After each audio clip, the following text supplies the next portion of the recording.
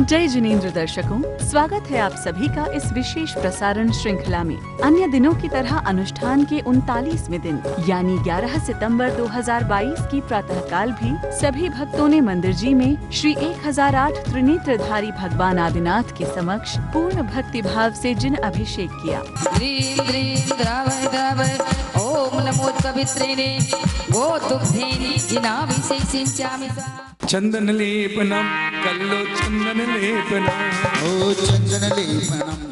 अभिषेक के उपरांत भक्तों ने भगवान की पावन शांति धारा संपन्न कराई। महापति महावीरो महापति पदस्था महापूज्यो महाबंधव महाविघ्न विनाशका महासुख महापंसव महावी मदच्युता मुक्ता मुक्त निरोधक चलविंदा सलोक रातका महाशिरो महाधीरो महादुख विनाशका महाक्तव महार्दव महारगुरु निर्मोही मरम निश्चय निष्काम शक्षता भगवंत गतवंतो शांति कल्याणकार का परमात्मा परम पूजा परम तेजा परम धामा परम यहाँ भूतानंद विज्ञान साक्षात निरो संसार चेत कर का नरवंद मराद बोधनो शंभु वर्ण तीतो माँ तीतो रूपा तीतो जनानंत ज्ञान संपन्ना देवी दुष्णायिका वर्णे विष्णाय योगना ज्ञान गोचरा धर्मरत तुजरंत को सर्वविघ्न हरो हरा विश्वदक प्रसन्ना प्रसन्न परमराधा लोकालोक प्रकाश का रत्न कर जुका स्वामी इंद्र वर्चता निपति कलिष्णायिका लोकेश लोक संसेप लोकालोक प्रकाश लोकतम लोकाग्र सकस्ता नामाष्टक शास्त्राणीय पठन्ति पुनः पुनः ते निर्माण पदंती मुच्यते ना संशय।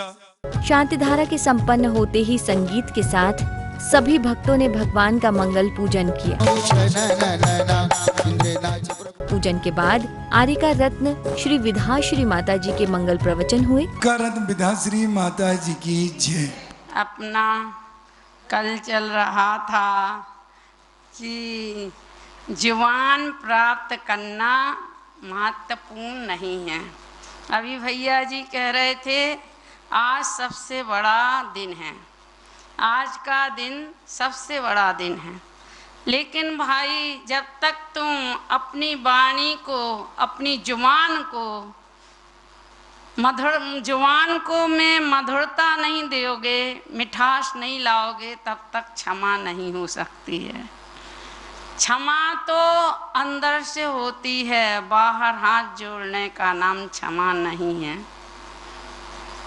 जुबान महत्वपूर्ण, जुबान को जो क्योंकि जुबान की मधुरता ही सारे वातावरण में समरसता घोल देती है। अपन कहते हैं ना, फैले प्रेम परस्पर मेरे, मोए दूर ही रहा करे, अप्रिय कठोर शब्द नहीं कोई मुख से कहा करे।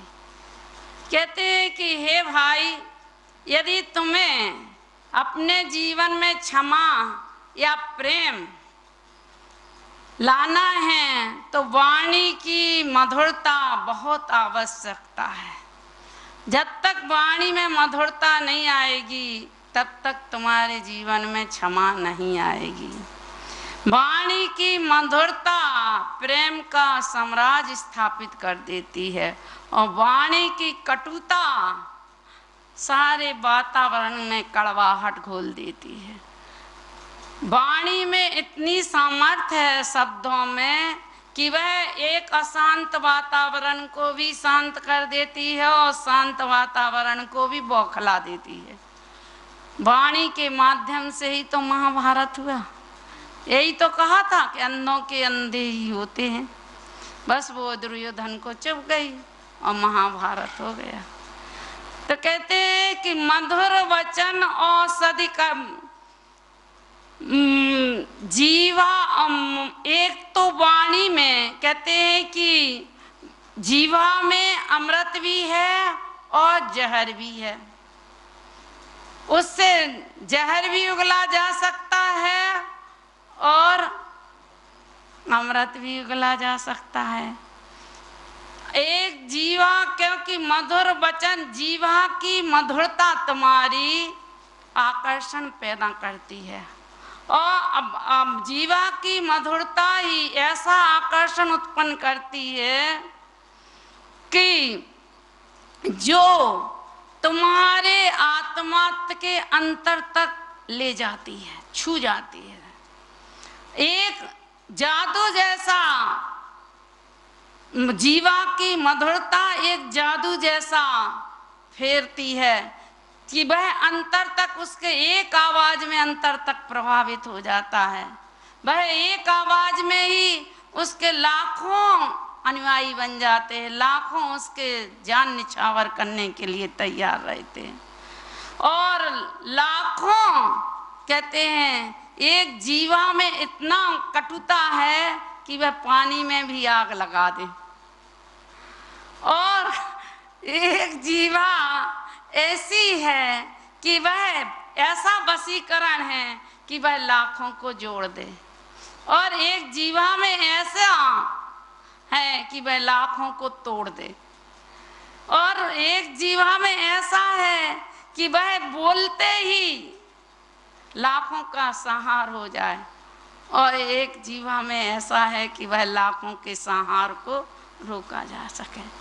तो कहते हैं कि हे भाई, वचन प्राप्त करना महत्वपूर्ण नहीं है। अभी कहा था जीवा महत्वपूर्ण नहीं है, अब कहते हैं वचन बोलना महत्वपूर्ण नहीं है।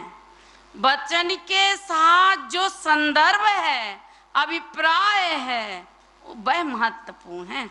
तुम किस संदर्भ में क्या बोल रहे हो, कैसे बोल रहे हो, उन शब्दों का तो चयन करो। एक अंग्रेजी में आता है, वो कविता तो नहीं सुनाएंगे, उसका भाव सुनाते हैं कि बोलते समय 4 शब्दों का याद रखो कि पहले की सत्यता हो, दूसरी उसका अर्थ निकले, तीसरा कि हम सूझबूझ हो और वाक चतुरता हो। ये 4 शब्द अगर तुम्हारे शब्दों में हैं तो तुम्हारे शब्द सही हैं। क्योंकि अंग्रेजी में कहते ना शब्द को वाच कहते ना, WATCH, वाच। तो कहते वाच योर वर्ड, जो तुम अपने शब्द बोल रहे हैं उस प्रत्येक शब्द का तुम निरीक्षण करो कि हमने क्या बोल रहे हैं, क्या बोलना है। और वाच योर एक्शन, जो तुम शब्द बोल रहे हो उसके साथ कौन कौन सी कैसी प्रक्रिया होती है, क्या तुम्हारा उसका परिणाम निकलेगा, ये तो विचार तो करो सही। एक बार तो विचार लो कि इसका परिणाम क्या निकलेगा। वॉच योर थिंकिंग, टी है ना, वॉच योर थिंकिंग। तो कहते हैं उसका विचार करो कि हम विचार करके बोलोगे तो तुम्हें पुनः विचार नहीं करना पड़ेगा, और विचार करके नहीं बोलोगे तो जिंदगी भर पछताना पड़ेगा कि हमने क्या बोल दिया भाई। और कहते watch your culture, watch your culture, तो अपने चारित्र का तो ध्यान रखो बोलते समय कि हम कौन से स्थान पर हैं, कोई क्या हमारा पद है, अपने चारित्र का ध्यान रखो। वॉच योर हैबिट, तो कहते जो तुम्हारी हैबिट है, तुम क्या बोल रहे हो। हम आदत में बोल देते हैं भाई, लेकिन बोलते समय तो विचार तो करो, ऐसी आदत थोड़ी होती है। तो कहते जब तक अपने वाणी पर अंकुश नहीं लगाओगे तब तक तुम्हारे जीवन में क्षमा आने वाली नहीं। हाथ जोड़ने से क्षमा नहीं होती है। अब कहते हैं कि भाई एक बार की बात है कि एक बहुत पढ़ा लिखा आदमी युवक था और उसकी अनपढ़ गांव की लड़की से शादी हो गई। प्रवचन के बाद सभी भक्तों ने बड़े ही श्रद्धा और समर्पण से विधान किया। ओ भट्टार कर नेमि स्वामी, अर्घ चढ़ाऊं चरणा, तुम हो निज निज पामी। ओम भट्टा के नेमिनाथ जन्ना जनादि पंक्तिशः। इसी बीच परम जिन भक्त बाल ब्रह्मचारी इंद्र कुमार इंद्र भैया जी ने अपना मंगल उद्बोधन दिया। क्षमाशील माँ गुरु विद्याश्री, क्षमा पाणी के दिन जन्मी, 10 धर्म उनके उर में बसे, बन गई सबकी तारण तरणी। महान भाव। हमारी गुरु माँ विद्याश्री माता जी का 13 सितंबर को जन्मोत्सव है। महान भाव। यह जन्मोत्सव वास्तव में पुण्यशाली व्यक्तियों का अवतरण अवस्था होता है। जब 10 लक्षण पर्व के बाद क्षमा वाणी आती है, और क्षमा ही सबसे बड़ा धर्म है। सारे धर्मों की शुरुआत क्षमा से ही प्रारंभ होती है। महानुभाव, कसायों का शमन क्षमा से, राग देश का शमन क्षमा से, पापों का शमन क्षमा से। महानुभाव, हमने अपने जीवन भर में मन वचन काय से क्षमा मांगते हैं, तो मन से क्षमा कैसी है? हे मन, तू इतना पावन था, इतना पवित्र था, जो इस आत्मा को परमात्मा बनाने के लिए सहायक था। वह मन को हमने चंचल बना के बंदर को मदिरा पिला दी, ऊपर से उसको करंट लगा दिया, दौड़ रहा है। ऐसा बना दिया तुझे। हे मन, मुझे क्षमा करना। हे वचन, हित मित प्रिय वचन मुझसे मुख से निकलना चाहिए।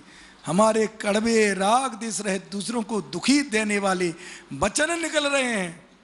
लाख बात सच्ची क्यों ना हो, अगर वह कड़वे तरीके से कही जाए तो कड़वी हो जाएगी।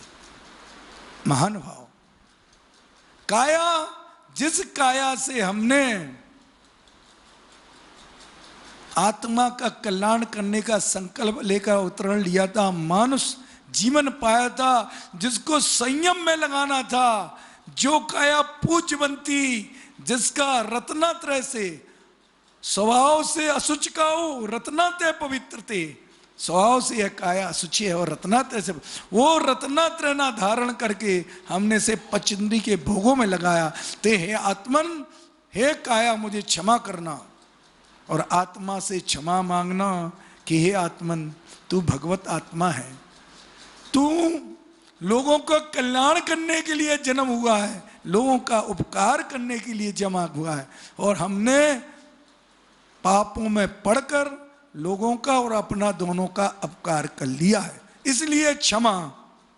महानुभाव, दूसरों से क्षमा तो बहुत सहजता है, जब तक अपने आप से क्षमा नहीं आएगी, भगवान के सामने खड़े होकर क्षमा मांगो। हे नाथ, हम आपके द्वारे आकर के भी आपका आज्ञा का पालन नहीं कर पाए। भगवान, आपने जो मार्ग दिखाया उस पर नहीं चल पाए। हम ऐसे पापी निकृष्ट हैं कि आपको पाकर भी हम आपकी अनुसार कृत ना कर सके, सुखी नहीं बन पाए। आपसे मांगते रहे, सुखी कर दो, सुखी कर दो। हे नाथ, आपने जो सुख का रास्ता बताया हमने उसको अपनाया ही नहीं है। हे नाथ, हमें क्षमा करना। हे जिनवाणी माँ, क्षमा करना। हे जिन शासन, हमें क्षमा करना। ऐसे जिन शासन को धारण करके आज हम पंथ और पथों में बट गए हैं, पंथों में, संतों में बट गए हैं। हे नाथ, हे जिन शासन, हमें क्षमा करना। सोचना महानुभाव, हमने जिन शासन का क्या किया है, कितना अपकार किया है। जिन शासन की शरण आने से पापी पावन हो जाते हैं और भगवत आत्मा बन जाते हैं। उस जिन शासन को अपना करके हमने इसको पंथों में, मतों में, संतों में बांट करके और इसके खंड खंड कर दिए हैं। चिंतन करना कि ये राग देश वीतरागता का मार्ग नहीं है। आपके अंदर जो कसाय जागृत हुई है वह कसाय तुम्हारा नशाय कर देंगी। इस भावना के साथ उत्तम क्षमा वाणी धारण करो। उत्तम क्षमा आती ही धर्म का प्रारंभ होगा, और क्षमा नहीं आई तो धर्म आपसे ऐसे दूर है जैसे आकाश का फूल। बोलो अहिंसामयी विश्व धर्म की जय। और इस तरह समापन अर्घ्य समर्पित करते हुए इस दिन के विधान का विसर्जन किया गया। करने करवाने वालों की ओर से, भारत चैनल की ओर से जय माला पुनर्घाम निरपापामिति। सायंकाल सभी भक्त पुनः मंदिर में एकत्रित हुए और सभी ने पूर्ण भक्ति भाव से नृत्य करते हुए प्रभु की मंगल आरती उतारी।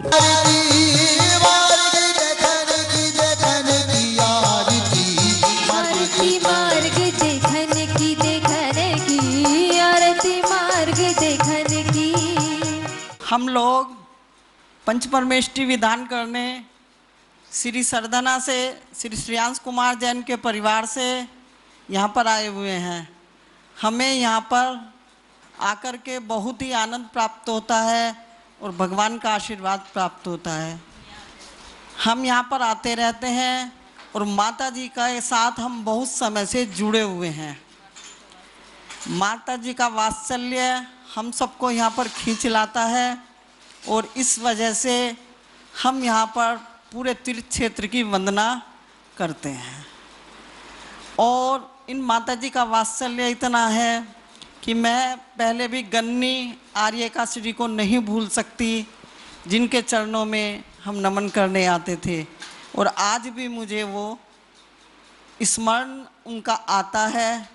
और अब मैं विद्याश्री माता जी के चरणों में नमस्कार करती हूँ और नमोस्तु भगवान, नमोस्तु भगवान, नमोस्तु। जय बोलो आदिनाथ भगवान की जय। हम यहाँ आते रहते हैं भगवान की वंदना करने के लिए। हमें तो दर्शकों, इसी के साथ अब वक्त हो चला है आपसे विदा लेने का। अभी के लिए दीजिए आज्ञा। जय जिनेंद्र।